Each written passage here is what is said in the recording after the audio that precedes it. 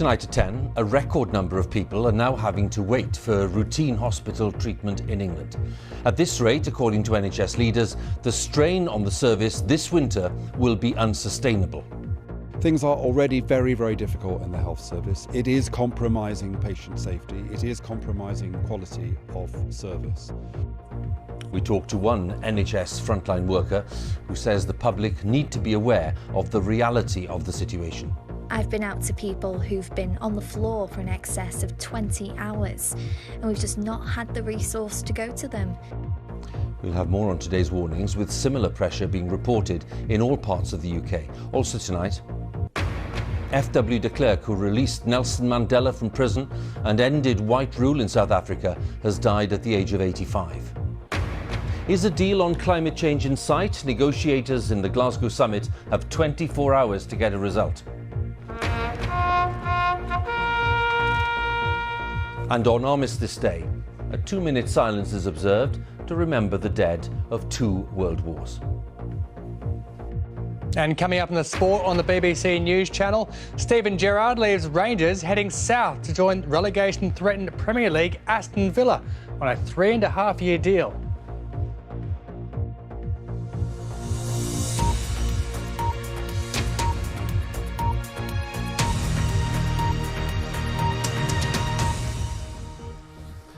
Good evening. Up to 6 million people are now waiting for routine hospital treatment in England. That's the highest level since records began.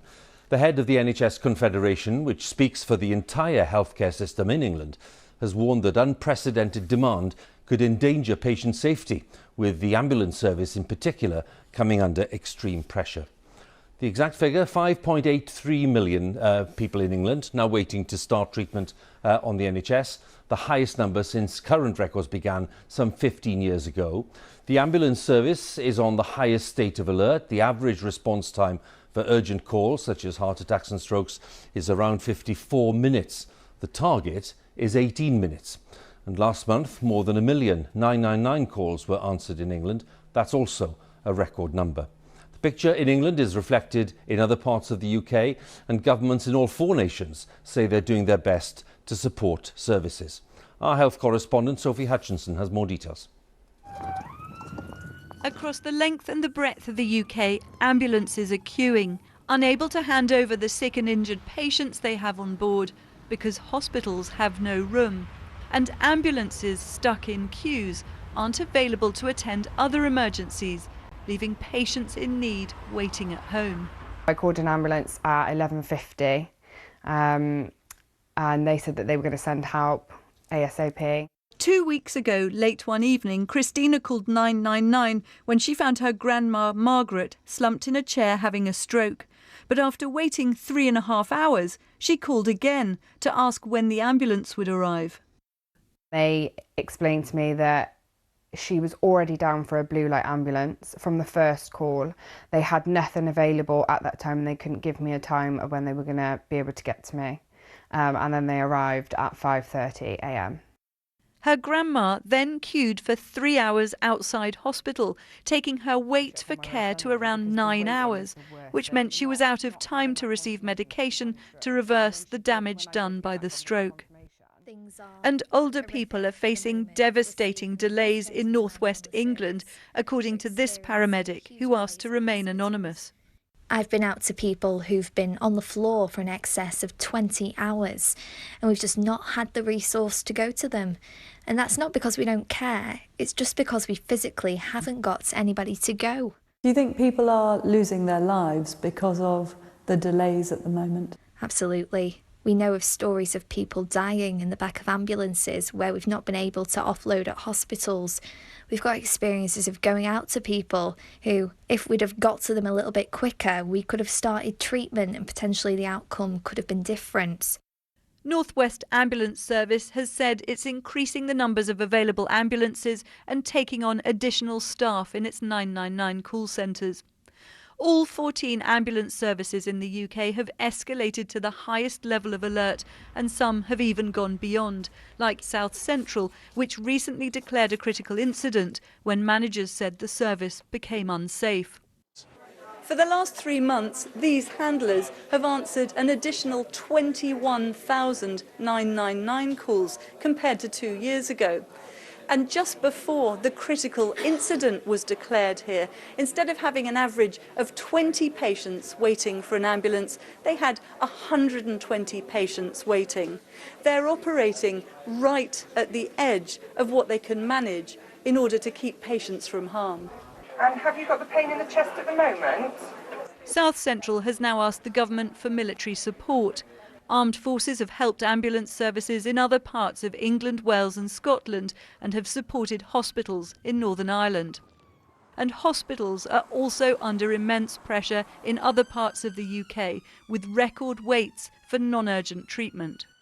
Things are already very, very difficult in the health service. It is compromising patient safety. It is compromising quality of service. Ministers in England say they're helping by providing more money. We put extra funding in, £5.4 billion, for this winter period, just to basically help with the processes, help to get extra staff in, and also help more ambulance staff. But of course, it's difficult to do that at short notice. Governments in all parts of the UK say they're aware of the challenges and are doing their best to support ambulance services. But with winter coming, the pressure is likely only to get worse. We've got some blustery and Sophie joins us now in the studio here. 2 points then, Sophie. How bad could this get, do you think, given what you've seen so far?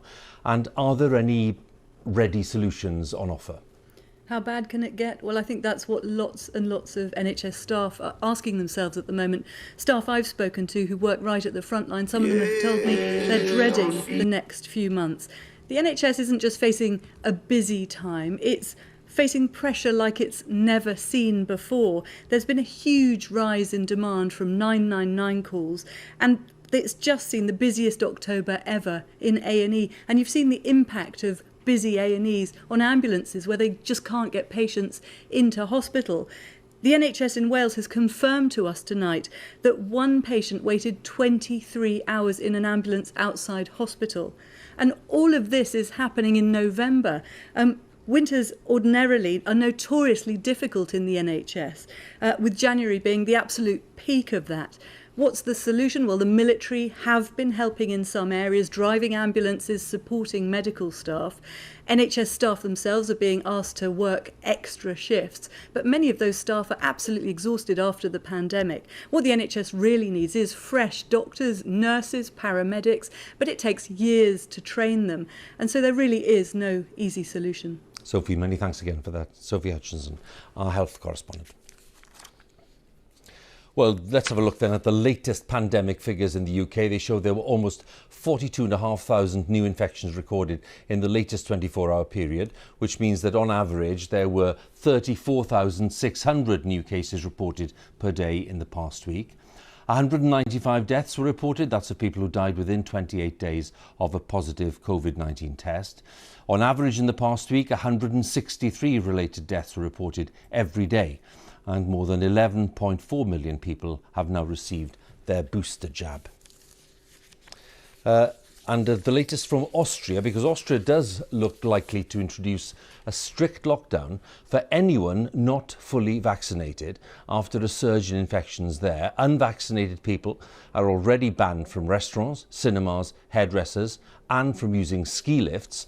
And those not fully jabbed would have to stay at home and only go out to work to get food or exercise. Critics there say it will be unenforceable. Let's turn to some of the day's other news, because the man who ended white rule in South Africa, F.W. de Klerk, a key figure in the country's transition to democracy, has died at the age of 85. Mr. de Klerk, who served as president for 5 years, ordered the release of Nelson Mandela from prison, a decision which led eventually to Mr. Mandela's election to the presidency. In a final message recorded just before his death, Mr. de Klerk repeated an apology for the pain and hurt caused to black and minority South Africans during the apartheid era. As our correspondent Andrew Harding tells us. We did not only admit the wrongness of apartheid. F.W. de Klerk was terminally ill when he recorded this farewell message, released today. A man still wrestling with his place in South Africa's tortured history. I without qualification. Apologize for the pain and the hurt and the indignity and the damage that apartheid has done. Back in the 1970s and 80s, South Africa was drifting towards all-out conflict.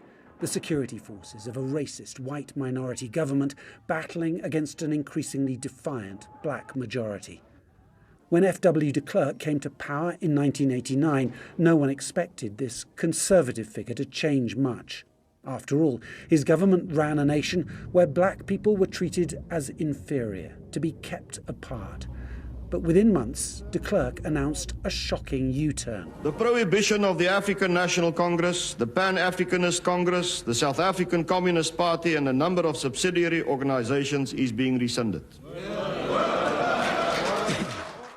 The ANC, the outlawed Liberation Party of Nelson Mandela, was unbanned, and soon after that, Mandela himself was released from prison after 27 years. Soon the two men, once bitter enemies, were sharing the Nobel Peace Prize as South Africa inched towards democracy. What nobody can take away from him is his foresight.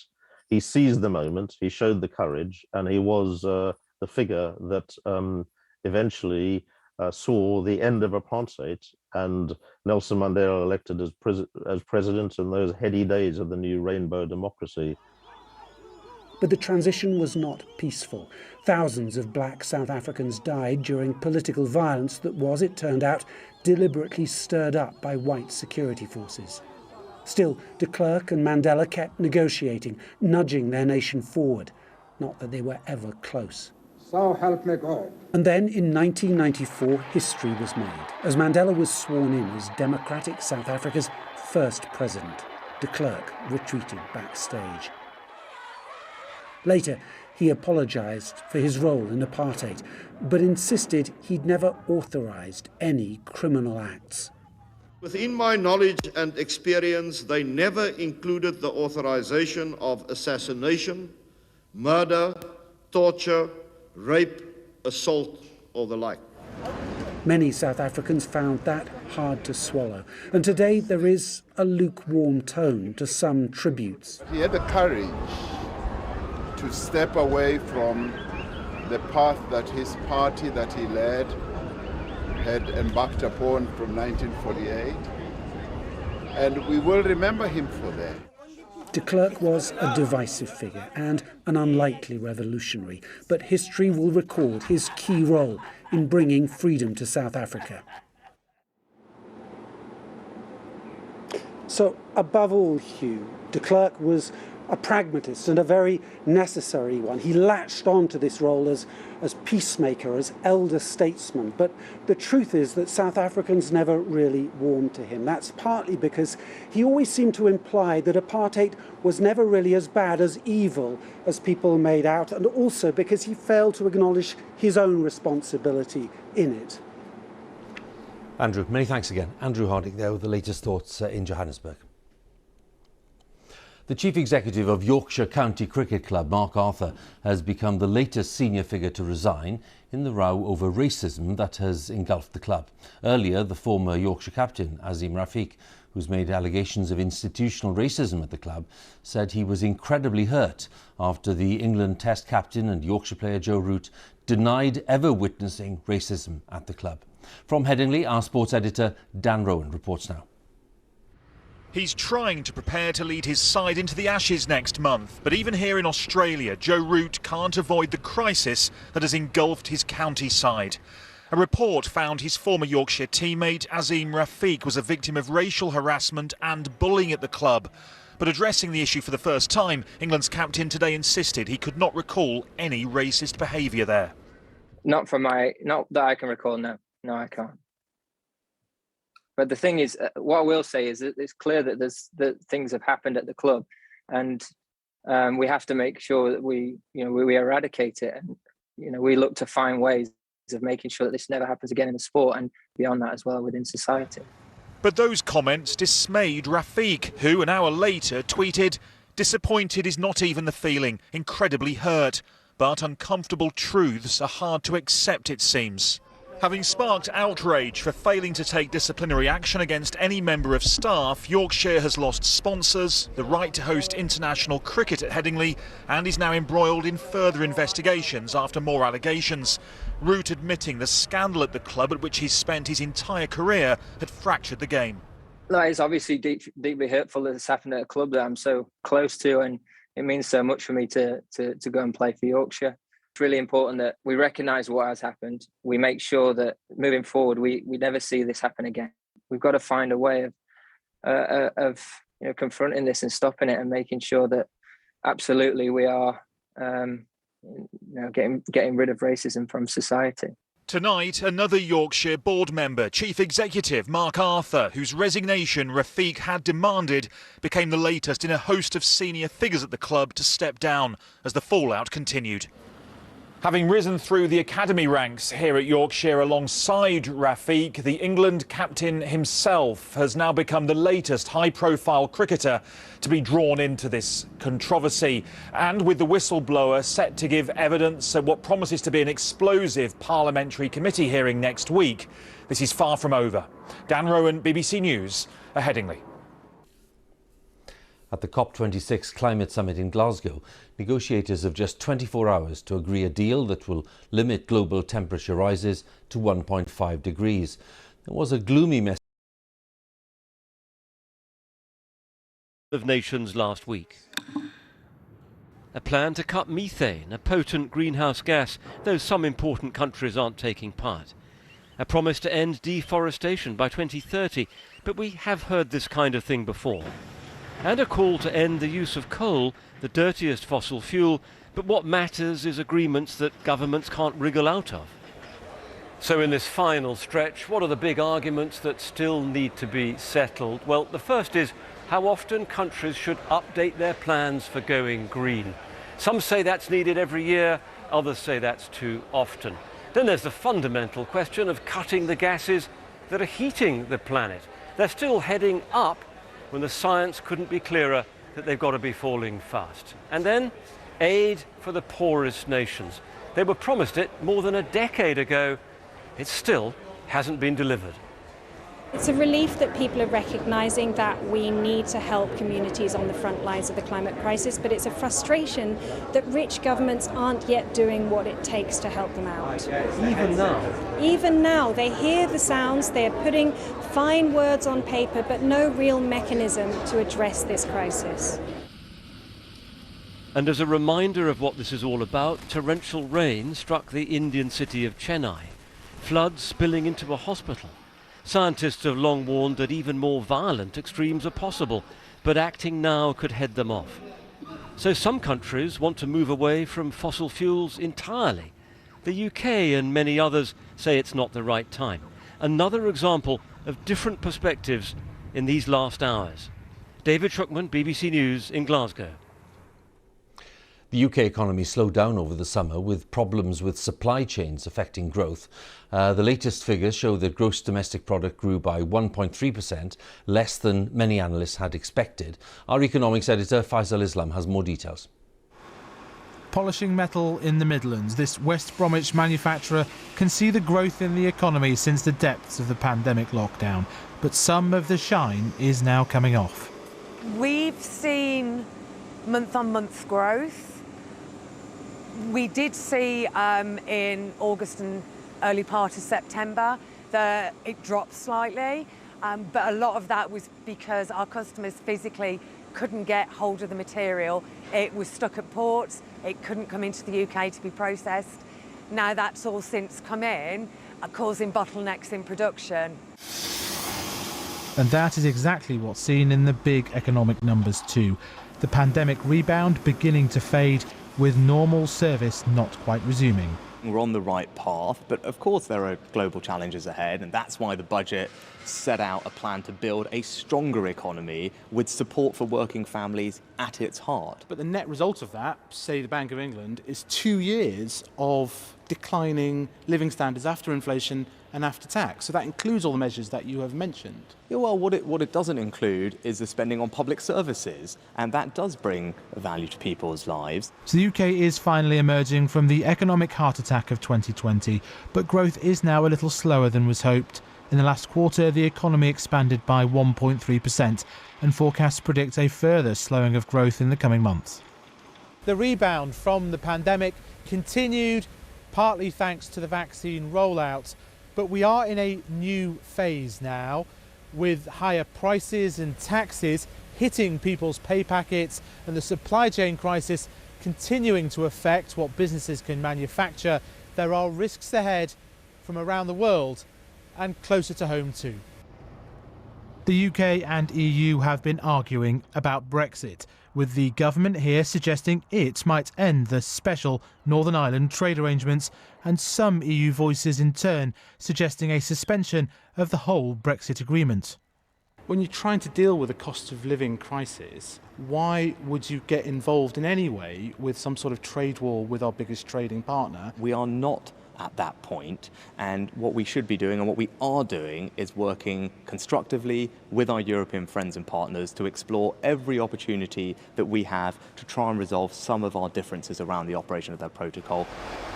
Back in West Brom, it is stability on trade and some sort of normality that this exporter is yearning for. The rebound may be ending, but the economy is yet to settle. Faisal Islam, BBC News. British and Iranian diplomats have been meeting in London. High on the agenda were the cases of UK citizens held in Iran, including Nazanin Zaghari-Ratcliffe, who has been held since 2016 on charges of spying, which he has always denied. Her husband, Richard, who is now on the 19th day of his hunger strike, described his meeting with the Foreign Office Minister this afternoon as depressing. Our diplomatic correspondent, James Landale, has the story.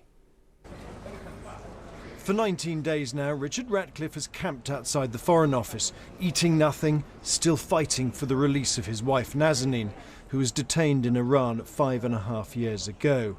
His body now weak, but his spirit undimmed. Today, he and his team met a Foreign Office minister and officials, hoping for a breakthrough. He came out saying he was deflated, depressed, without hope. We're still stuck in the same status quo.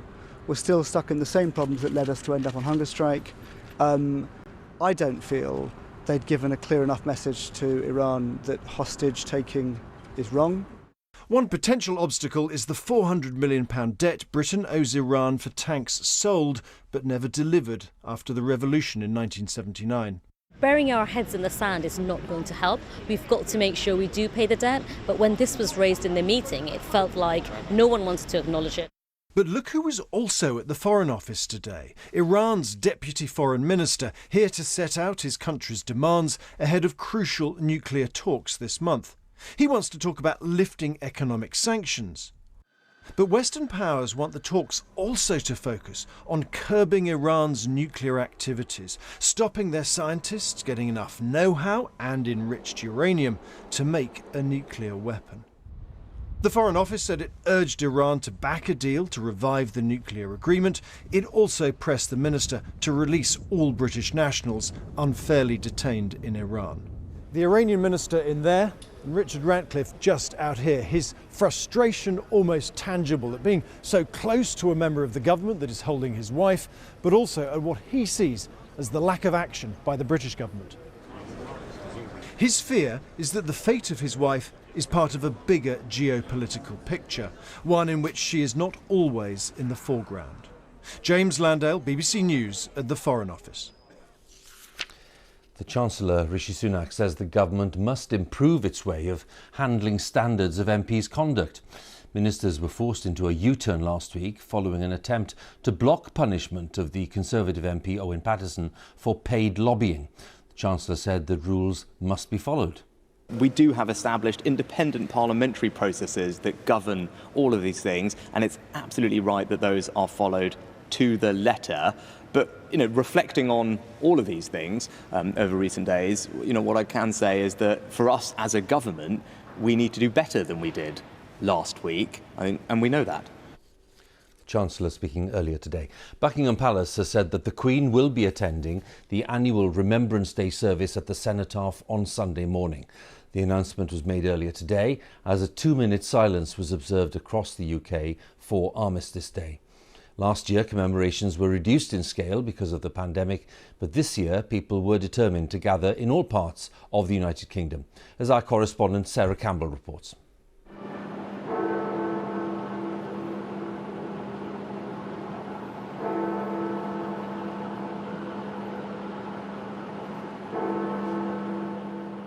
On the 11th day of the 11th month in 1918, the guns of the First World War fell silent. More than a century later, the nation paused to remember those who sacrificed so much in service to their country.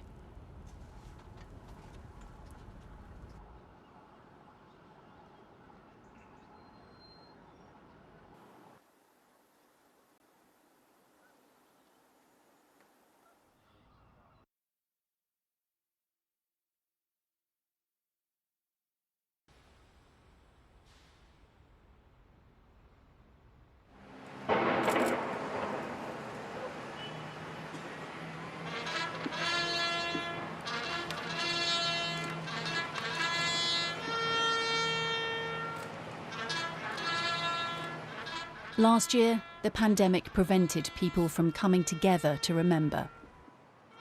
Not so this year.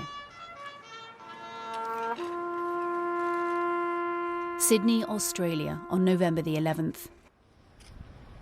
It's also France's National Day of Remembrance. So many lives were cut short in French fields. Many soldiers never returned home. Walter Tull was one of them. Britain's first black army officer, he was killed in 1918. Today, at the Cenotaph in London, his great-nephew laid a wreath in his honour. This is a fantastic event to come to the point where I'm able to lay a wreath on behalf of my granduncle at the Cenotaph. Is a great honour and a great honour to him. Armistice Day, ensuring those who were lost are not forgotten. Sarah Campbell, BBC News. And that's it. And now on BBC One, it's time for the news where you are. Have a good night.